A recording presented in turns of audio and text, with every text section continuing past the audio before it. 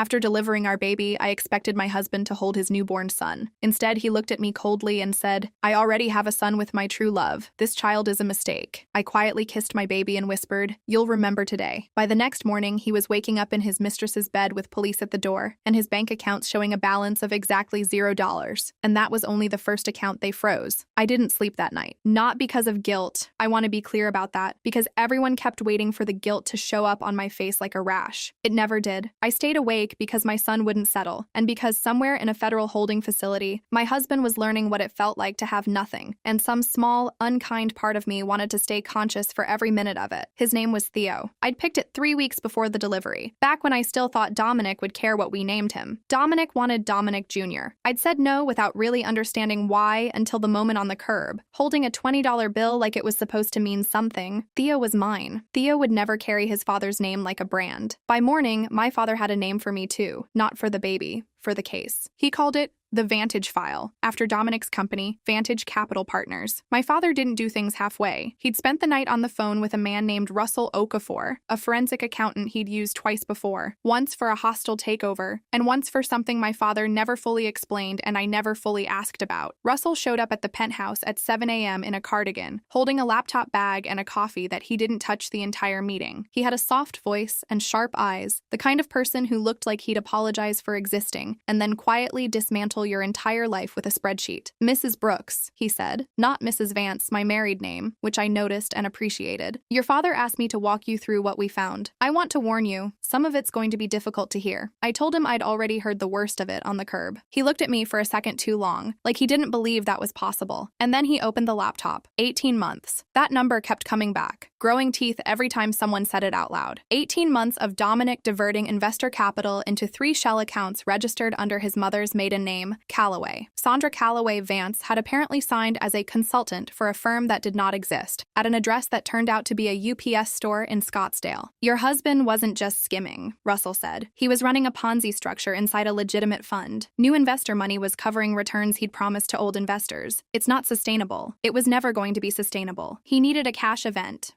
A big one, within the next quarter, or the whole thing collapsed on its own. So I didn't ruin him," I said. "I just moved up the timeline." Russell almost smiled. "You moved it up by about 4 months, which, legally, is a gift to the SEC. They caught it live instead of picking through the wreckage. I liked that. I liked it more than I probably should have." Russell pulled up a second spreadsheet before he closed the laptop, one he said he'd almost left out of the meeting because he wasn't sure I was ready for it yet. It was a list of the 41 investors, sorted not by dollar amount but by what Russell called recovery probability, a cold phrase for a document that represented 41 sets of retirement plans, tuition funds, and inheritances. "Some of these people will get most of their money back," he said, turning the screen toward me. "The early investors mostly. They're the ones who got paid out first, before the structure needed more and more new money just to stay afloat. The later ones," he tapped a cluster of names near the bottom, "these are the people who bought in during the last 6 months. Their money never really existed as an investment. It went straight out the door to cover older promises. Recovery on this group is going to be closer to 30 cents on the dollar, if we're lucky. And that's assuming the court prioritizes restitution over penalties, which it doesn't always do." I asked him why he was showing me this. It wasn't going to change anything. I had no authority over how a federal court divided up whatever assets got clawed back. "Because your father asked me to," Russell said, "but also because I think you should know exactly what you're standing next to. It's easy to feel like this is a private matter between you and your husband. It stopped being private a long time before you ever noticed anything was wrong. I've done this a long time, Mrs. Brooks. Usually the spouse is the last person to find out how big it got, and usually she carries a version of guilt that isn't hers to carry. I'd rather you carry the facts instead." I looked at the names for a long time. I didn't recognize any of them. I never would. But I remembered the shape of that list more than I remembered almost anything else from those first weeks. 41 strangers whose lives had been quietly narrowed by a man who'd once told me I didn't understand finance. That afternoon, a woman named Detective Priya Anand came to the penthouse with a folder of her own. 19 years with the department, the last 6 in financial crimes. She had a way of sitting very still while she talked, like stillness was a tool she used on purpose. "I'm not here about the fraud,"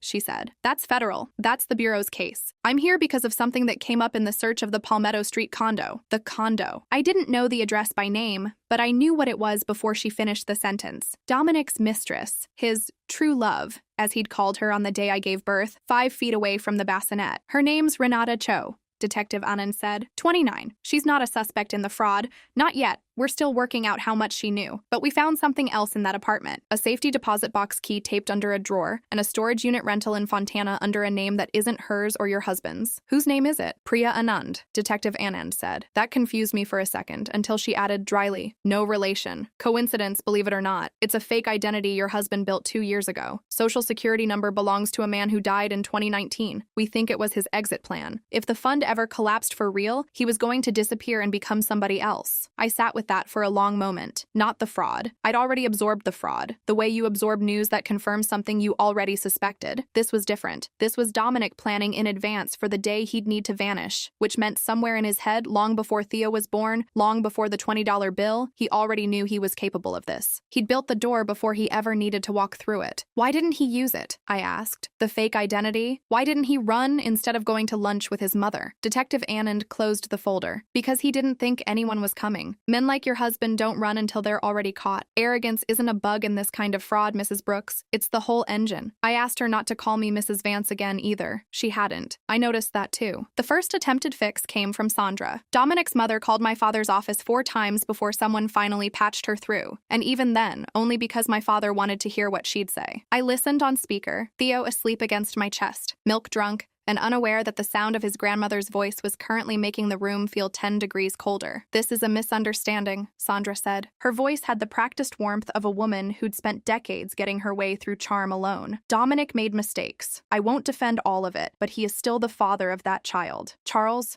you cannot let this touch our family name. Your name is already in the SEC filing, my father said, as a paid consultant to 3 shell companies. Silence, then quieter. That was a formality. I never touched a cent of it. Then you have nothing to worry about, my father said, and hung up. She called again an hour later, and this time she asked for me directly. I almost didn't take it. I'm still not sure why I did. Audrey, she said, and for the first time in 4 years, she didn't sound like she was performing. You have my grandson. Whatever you think of Dominic, and I understand.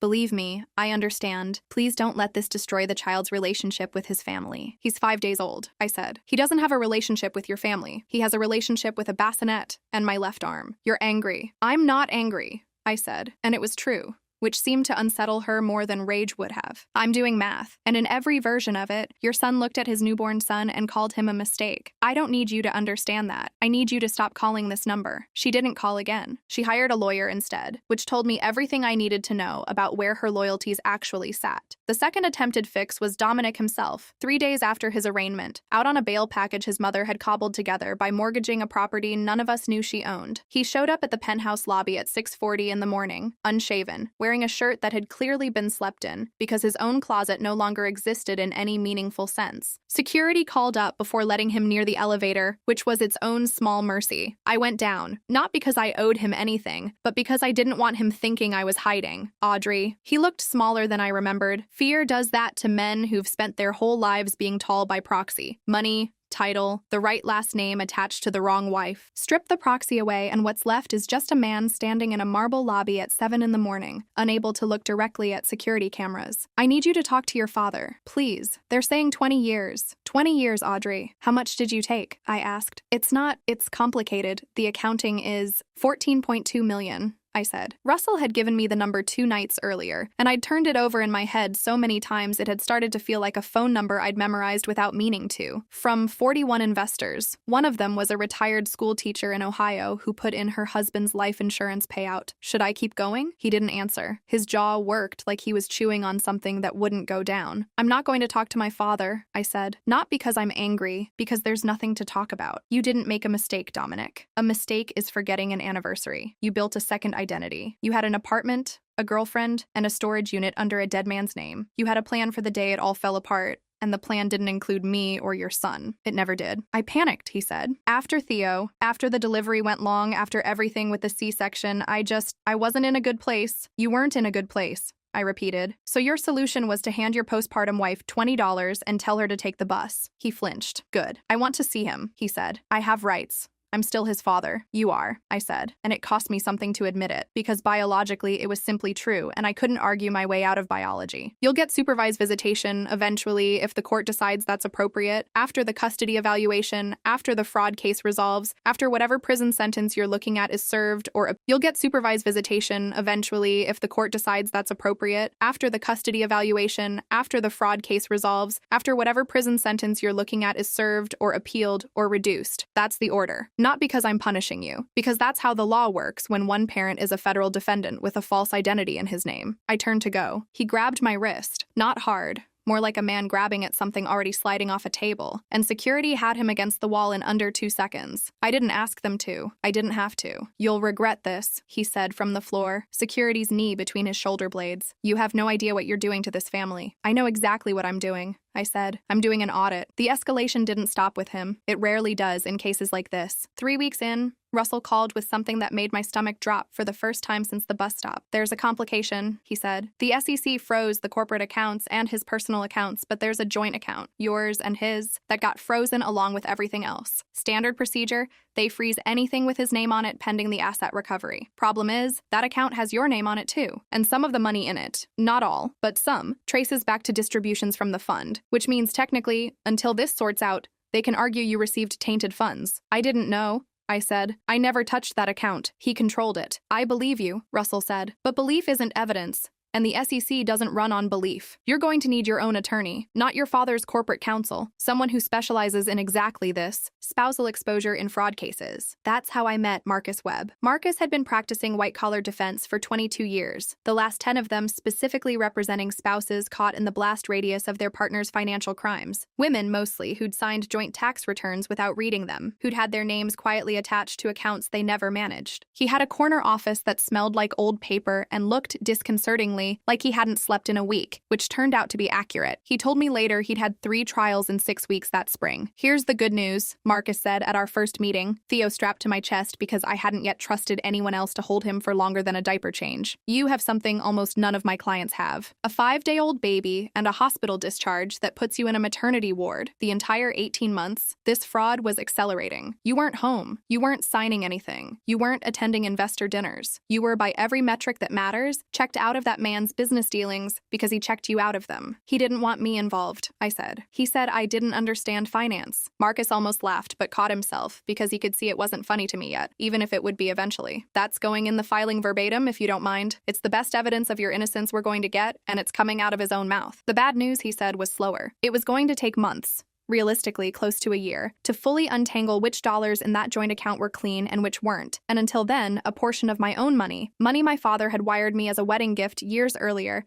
that had nothing to do with Vantage Capital, was going to sit frozen along with everything else, guilty by association, waiting on a spreadsheet to prove otherwise. I signed the retainer. Then I went home and didn't cry, because I'd promised myself in that hospital bed that I wasn't going to cry over this man again, and so far I'd kept the promise out of pure stubbornness more than actual peace. The fourth loop, because by now I'd started counting them, the way you count contractions, bracing for the next one before the last one has fully passed, came from a journalist. Her name was Denise Okafor, no relation to Russell, a business reporter for a regional financial paper who'd been covering Vantage Capital's meteoric rise for 2 years before any of this happened. She reached out through my father's office, and against Marcus's advice, mild advice, more of a raised eyebrow than an objection, I agreed to talk to her, off the record at first, on background. I've been trying to get someone at Vantage to explain the returns for over a year, Denise told me, sitting across from me at a coffee shop 3 blocks from the penthouse, Theo asleep in his stroller between us. Nobody would talk. Every quarter, the numbers looked too good, and every time I asked, I got the same non-answer about proprietary strategy. I have 400 pages of notes and no story, because nobody would go on record. What do you want from me? Context, she said. Not gossip. I don't need the marriage falling apart. I don't need the mistress. I don't need any of the parts that are just human wreckage. I need to understand the mechanics, how he kept it running for 18 months without anyone catching it. I thought about it for a long time before I answered, because I understood, even then, that this was the moment the story stopped being mine alone and started belonging to strangers with opinions. But I also thought about the retired schoolteacher in Ohio and the 40 other names on Russell's spreadsheet, people who deserved to understand exactly how their money had disappeared, in language plainer than a court filing. He needed new money to keep old promises. I said. That's it. That's the whole mechanism. Every glowing quarterly return you couldn't explain. That wasn't performance. That was math borrowed from someone who invested 6 weeks later. Denise's piece ran 11 days after that conversation. It wasn't sensational. She kept her word about that. But it was thorough. And it was accurate. And within 48 hours of publication, 2 more investors came forward who hadn't previously spoken to investigators, adding another $2.1 million to the total. It also, unintentionally, ended what remained of Dominic's professional reputation in a way the SEC filing alone hadn't managed. The filing was for regulators. Denise's piece was for the country club, the alumni newsletter, the group chat of men who'd once wanted to be seen next to him at galas. Overnight, he went from brilliant, aggressive fund manager to a cautionary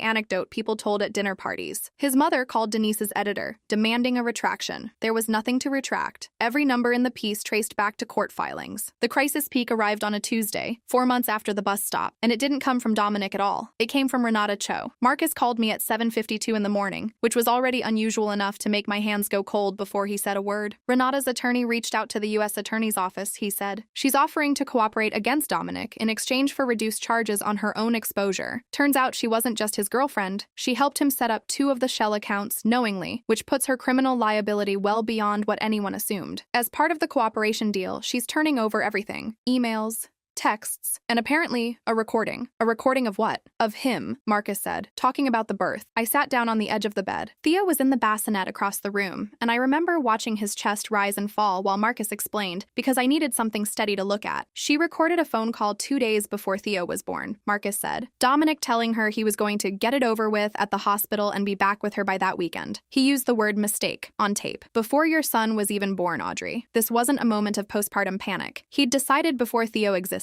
I want to describe what that felt like, and the honest answer is that it felt like very little. And then 10 seconds later, like everything at once, the 2-stage crash of a body absorbing something too large to process in real time. My hands started shaking, not from fear, but from something closer to vindication so sharp it hurt going down. Why is this a crisis? I finally asked, and not just more evidence. Because the U.S. attorney wants to use it, Marcus said. And to use it, they need Renata's cooperation locked in fast before Dominic's defense team can argue it was obtained illegally. She recorded him without his consent, which is a one-party consent state issue we're fine on, but his lawyers are going to fight the timeline hard. There's a hearing in 19 hours to determine whether the recording gets admitted before trial or gets kicked to a suppression fight that could take a year. 19 hours, Audrey. If it doesn't get in now while everyone's paying attention, it becomes a footnote instead of the headline. And Renata's deal only holds if she testifies to authenticate it in person, which means you may be asked to testify too, about what he actually said to you that day, to corroborate the timeline on the recording. 19 hours. I remember doing the math in my head the way you do when you're too overwhelmed to trust your own arithmetic, counting backward from the hearing time, subtracting the hours Theo would need to be fed, subtracting the hour Marcus needed to prep me, subtracting sleep that I already knew wasn't coming. What happens if I don't testify? The recording might still get admitted on Renata's word alone,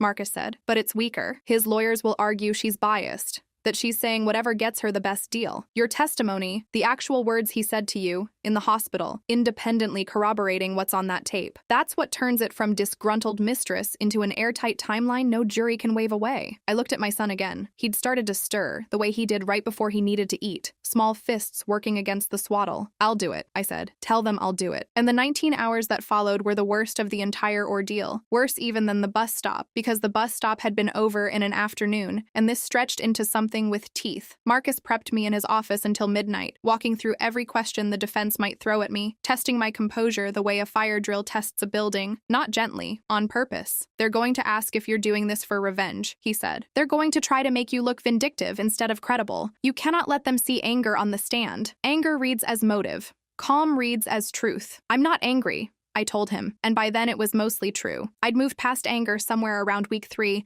into something colder and more useful. I'm accurate. Good, Marcus said. Say it exactly like that if they push. Sandra tried one last time that night, a text message that came through at 1:14 a.m. while I was pumping milk in Marcus's dim office kitchen, exhausted in a way that had stopped being about sleep and started being about the sheer volume of the day. Please don't do this to him. He is still my son. I didn't answer. Some messages don't deserve the dignity of a reply, and I'd learned over 4 months months exactly which ones those were. I got 2 hours of sleep on Marcus's office couch, Theo in a portable bassinet borrowed from his paralegal, and I was in the courtroom by 9 a.m. wearing a blazer that didn't. I got 2 hours of sleep on Marcus's office couch, Theo in a portable bassinet borrowed from his paralegal, and I was in the courtroom by 9 a.m. wearing a blazer that didn't quite fit yet because my body hadn't finished being someone else's, holding a folder Marcus had prepared with 3 index cards of facts I could recite even if my mind went blank. Detective Anand was there too, in the gallery, which I hadn't expected and found strangely comforting. Russell was there. Denise sat 2 rows back with a notepad, having agreed at Marcus's request not to publish anything until after the hearing concluded. Dominic sat at the defense table in a suit his mother had bought him for the occasion, and for the first time since the lobby confrontation, he looked directly at me, not pleading this time. Something closer to hatred, though even that seemed to have gone soft around the edges, like he didn't have the energy left to fully commit to it. The prosecutor, a young woman named Wren Holloway, who I hadn't met before that morning, asked me 11 questions. I answered all of them the way Marcus and I had rehearsed. Flat, exact, unembellished. Yes, he said those words. Yes, 5 days after the delivery. Yes, I remember the exact time because I was watching the clock on the wall of the recovery room. 11:42 a.m. The defense attorney tried, gently at first and then less gently, to suggest I'd embellished the story after the fact, that grief and anger had colored my memory. I answered the way Marcus told me to. I'm not angry, I said. I'm accurate. I watched it land. I watched the judge's expression shift, almost imperceptibly, the way a scale tips before the needle fully settles. The recording was admitted. All of it. 90 seconds of Dominic's voice, tinny through the courtroom speakers, saying the word mistake 2 days before his son took his first breath, laughing afterward, telling Renata he'd handle it fast and be back by the weekend. I didn't look at him while it played. I looked at Theo, who Marcus's paralegal had wheeled into the hallway before the recording started, out of some instinct that even a 5-month-old shouldn't be in the room for that, even if he'd never remember it. When it was over, the courtroom was very quiet, and for the first time since the whole thing began, I let myself believe it might actually be finished. It wasn't finished. Not that day. Cases like this don't end with a single hearing, no matter how satisfying the television version would be. But that hearing was the turn. After the recording, the plea negotiations that had been stalled for weeks suddenly moved fast, the way water moves once a dam finally breaks. Dominic's attorneys, facing a jury that would now hear his own voice calling his newborn son a mistake 2 days before delivery, recommended he take a deal. 9 years, federal custody, restitution ordered against whatever assets could still be recovered, which, after Russell's team finished tracing the shell accounts, came to $9.6 million of the original $14.2, enough to make most of the 41 investors close to whole, though not the retired schoolteacher, whose specific fund had been drained first and recovered last, a detail that still sits somewhere in my chest I haven't fully let go of. Renata took a deal of her own. 18 months, cooperation credit, a permanent bar from working in financial services. I never spoke to her directly. I didn't need to. Some people's punishment isn't mine to witness. It's enough to know it happened. Sandra lost her house, the one she'd mortgaged for Dominic's bail, within the year, when he violated a bail condition by contacting Renata directly, and the bond was forfeited. I heard about it secondhand from Denise, who ran into her at a probate auction, of all places, selling off furniture that used to sit in the house where Dominic grew up, believing that consequences were things that happened to other families. The divorce was finalized 6 weeks after the plea. I got full custody, uncontested, because a man facing 9 years in federal prison isn't in a strong position to argue for shared parenting. My father's lawyers made sure the settlement covered Theo through college, funded not by anything left of Dominic's money. There was nothing meaningfully left, but from what remained of the marital assets that had never touched Vantage Capital in the first place. Clean money. My money, really, if I'm honest, though I'd stopped keeping score of what belonged to whom somewhere around the third escalation loop. A year later, almost to the week, Denise Okafor called to ask if I'd sit for a follow-up piece. Not about the fraud this time, which had become old news, replaced in the business pages by newer scandals, and newer men who'd mistaken confidence for competence. She wanted to know what happened after, what it looked like to rebuild. I let her come to the house. Not the penthouse anymore, a real house, in a quiet part of town my father had helped me find. With a yard Theo was just old enough to stumble around in without falling over every 4 steps. "Do you ever think about the bus stop?" she asked, near the end of the interview. Off the record. Notepad closed. "Every day," I said. Not the way you'd think, though. I don't think about the $20 or the coins on top of it or standing there bleeding through my stitches. I think about the exact second I decided not to fall apart. That's the part I go back to. Not what he did to me, what I did next. She asked what I'd say to him if I ever got the chance. I thought about it for a long time, longer than any other question in the whole interview. Nothing, I said finally. I don't need to say anything to him. He already knows. Every account, every filing, every headline said it for me. Theo toddled into the room around then, the way toddlers do, oblivious to timing, and climbed into my lap mid-sentence. And Denise smiled and said that was probably the better ending anyway. She was right. It was. Because in the end, this was never really a story about revenge, no matter how satisfying the freezing accounts and the handcuffs and the courtroom recording might look from the outside. It was about the $20 bill, the fact that a man once believed that was all I was worth, and that I could be told to take the bus and simply disappear into whatever life he decided to hand me. I didn't disappear. I audited him instead. And when Theo is old enough to ask about his father, I won't hand him $20 and a lie. I'll hand him the truth, all of it, in language he can understand. That some people mistake power for permanence. That money without character always finds its own reckoning eventually. And that the woman who raised him didn't win by getting angry. She won by getting exact.